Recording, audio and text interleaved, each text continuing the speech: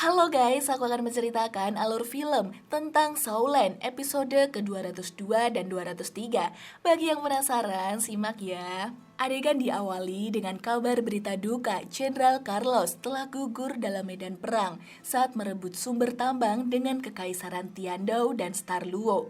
Bibi Dong terlihat sedang mengenakan baju zirahnya dan akan berjalan menemui seluruh prajuritnya. Ia memerintahkan bahwa hari ini harus mengembalikan kehormatan Kekaisaran Wuhun dan membalas penghinaan tersebut. Bibi Dong terus memberikan motivasi dan semangat untuk para prajuritnya supaya dendam dapat terbalaskan. Dan mulai sekarang Kekaisaran Wuhun memutuskan untuk perang dan memusnahkan Kekaisaran Tiandou dan Kekaisaran Starluo secara menyeluruh. Bibi Dong juga memberikan titah bahwasannya siapa saja yang tunduk pada dia akan ia makmurkan.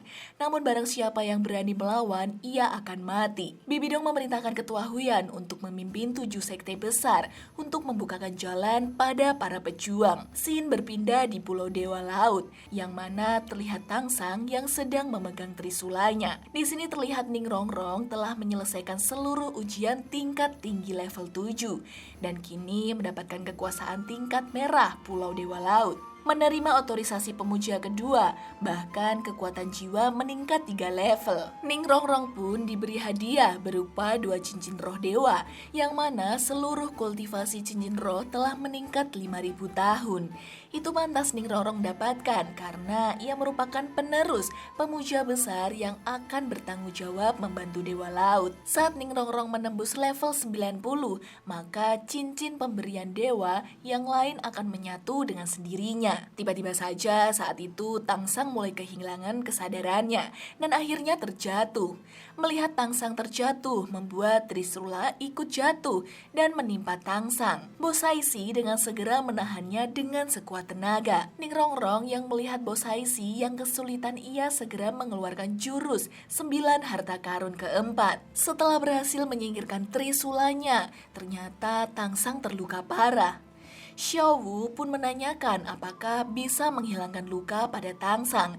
Jika ada, maka Xiao Wu pun akan melakukannya. Ternyata Trisula Dewa Laut berada di tangan Tangsang yang beratnya hanya 54 kilo.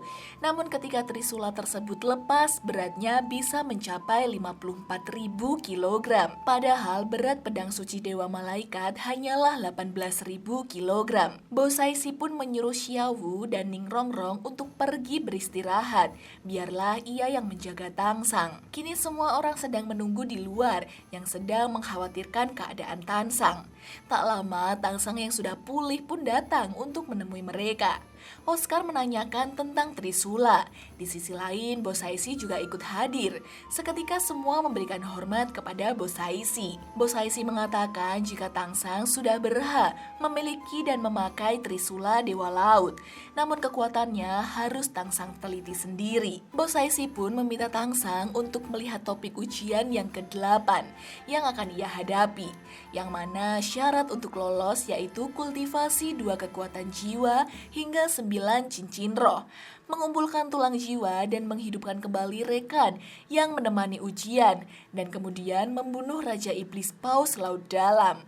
Tansan hanya diberikan waktu selama 5 tahun. Tangsang pun menyadari alasan Xiao Wu untuk menemaninya, karena pada ujian ke-8 ia akan menghidupkan kembali Xiao Wu. Di sini Bosaisi mengatakan bahwa Tangsang harus mengatur waktunya dengan baik, karena ujian ke-8 kali ini akan dihadapi dengan banyak kesulitan. Oscar pun heran dan bingung karena Tangsang harus melepas beberapa cincin dan tulang jiwa untuk menghidupkan kembali Xiao Wu, dan kemampuan Tangsang pasti akan berpengaruh.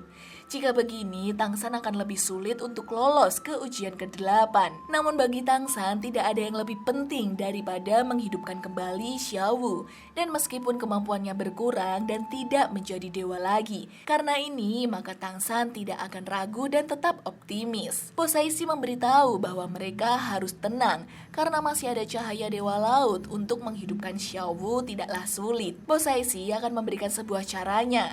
Namun di sisi lain, Bos Haisi mengingatkan kembali tentang Raja Iblis Paus Laut Dalam yang merupakan kesulitan terbesar dalam ujian ke-8 ini. Karena kultivasi sudah mencapai jutaan tahun dan hanya perlu setengah lagi untuk menjadi naga. Artinya roh binatang buas laut berubah menjadi dewa dan harus melewati 9 kesulitan. Bahkan itu jauh lebih sulit daripada ahli jiwa kultivasi menjadi dewa. Jika Raja Iblis Paus Laut Dalam menjadi manusia, maka master dunia roh tertinggi di level ke-99. Dan jika pada ujian ke-8 ia akan menjadi naga, maka Tangsang tidak akan lolos. Ning Rongrong memberitahu jika Raja Iblis Paus Laut Dalam takut pada kekuatan dewa laut yang ada di Trisula. Dengan demikian, Tangsang sedikit lega untuk melanjutkan ujian ke-8-nya. Tangsang juga ingin mengajak rekan yang lainnya. Bos Haisi mengatakan jika itu boleh dilakukan. Namun saat Tangsang kembali ke Dewa Laut, maka Tangsang harus membawa mereka kembali. Karena pada ujian ke-9, Tangsang masih membutuhkan bantuan mereka. Scene dibuka dengan Xiaobeng sedang menuju kota Silu dengan kapalnya untuk bertemu dengan Kekaisaran Xionglo. Terlihat kakek Bai He membawa para prajurit yang terluka parah akibat dari serangan Kekaisaran Wuhan dan dibawa ke tempat yang lebih aman, yaitu Tiandao. Guru Xiaogeng menanyakan ke Tetua Bai He bagaimana keadaan perang garis depan. Tetua Bai He memberitahu jika perang dataran 5 sangat tidak baik dan begitu diterobos oleh Kekaisaran Wuhan, maka pertahanan Kekaisaran Tiandao akan seketika hancur. Kini pertahanan perbatasan Kekaisaran Star Luo juga menghadapi resiko diterobos. Di sini Flander memberitahu kepada Xiaogeng bahwa sejumlah amunisi senjata mereka hampir habis. Kini mereka hanya bisa mengandalkan antara pertemuan Kaisar Subeng dan Kaisar Star Luo. Jika berhasil bekerja sama antara kedua belah pihak, maka mereka memiliki kesempatan untuk mengacaukan langkah Kekaisaran Wuhan dan menguasai situasi perang. Mereka juga mengetahui bahwasannya Kaisar dan Kekaisaran Star Luo sedang diam-diam bergerak cepat ke kota Silu dan perlu beberapa waktu untuk bisa sampai ke sana.